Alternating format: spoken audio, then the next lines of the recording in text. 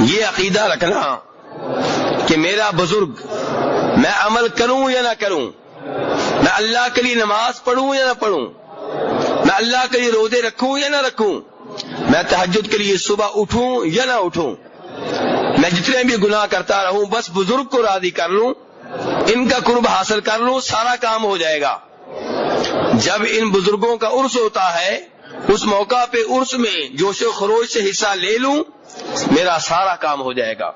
دنیا بھی بن جائے گی، آخرت بھی بن جائے گی۔ میرے بھائی، اگر قرآن پاک کا مطالعہ کریں، یہی وہ نظریہ تھا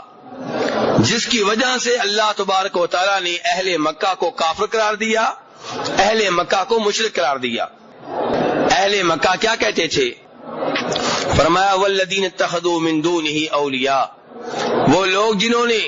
اللہ کے سوا دیگر ولیوں کو پکڑ رکھا ہے۔ اولیاء کا لفظ اللہ نے بولا ہے، والذین اتخذوا من دونہ اولیاء، وہ لوگ جنہوں نے اللہ کے علاوہ ولی بنا رکھے ہیں۔ ما نعبدهم الا ليقربونا الى الله زلفا، جب ان سے کہا جاتا ہے کہ تم اللہ کو چھوڑ کے ان ولیوں کی عبادت کیوں کر رہے ہو، یا اللہ کے ساتھ ساتھ ان کی عبادت کیوں کر رہے ہو، صرف اللہ کی عبادت کیوں نہیں کرتے؟ کہتے ہیں ما نعبدهم الا ليقربونا الى الله زلفا، ہم ان کی عبادت اس لیے کرتے ہیں کہ یہ ہمیں اللہ کے قریب کر دیتے ہیں، اللہ سے جو ملے گا ان کے ذریعے ملے گا، یہ درمیان میں واسطہ ہے، یہ درمیان میں سہارا ہے، یہ درمیان میں وسیلہ ہے۔ اور سورہ توبہ میں اللہ تبارک و تعالی نے اسی موقف کو کچھ اور الفاظ میں بیان کیا، اس سے مزید معاملہ واضح ہو جائے گا۔ فرمایا وَيَعْبُدُونَ مِن دُونِ اللَّهِ مَا لَا يَضُرُّهُمْ وَلَا يَنفَعُهُمْ، اللہ کے سوا ان کو پکارتے ہیں جو نفع و نقصان کے مالک نہیں ہیں،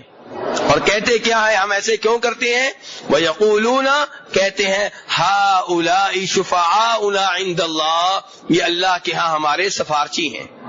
یہ شافع ہیں۔ اللہ نے آگے سے کہا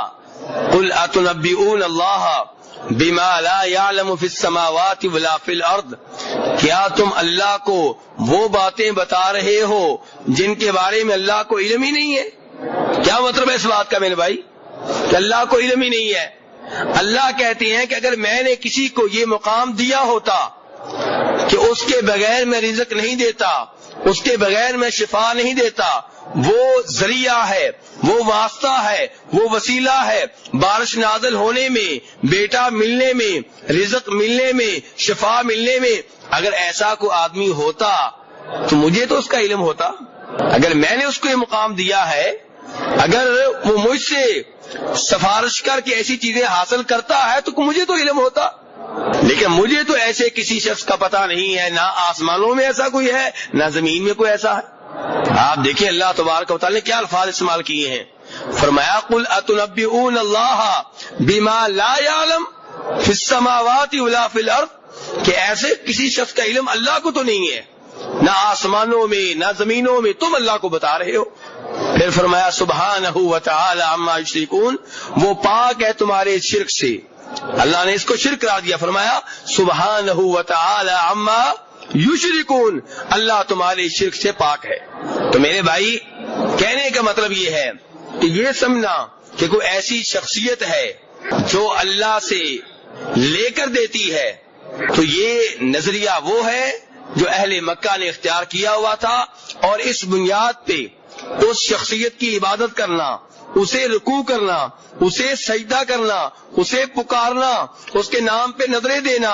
اور اس کی قبر کا طواف کرنا، یہ سارے شرکیہ امور ہیں، اور یہ اس نظریے سے پیدا ہوتے ہیں جو نظریہ یہ کہتا ہے کہ یہ اللہ کے ہاں ہمارے سفارشی ہیں۔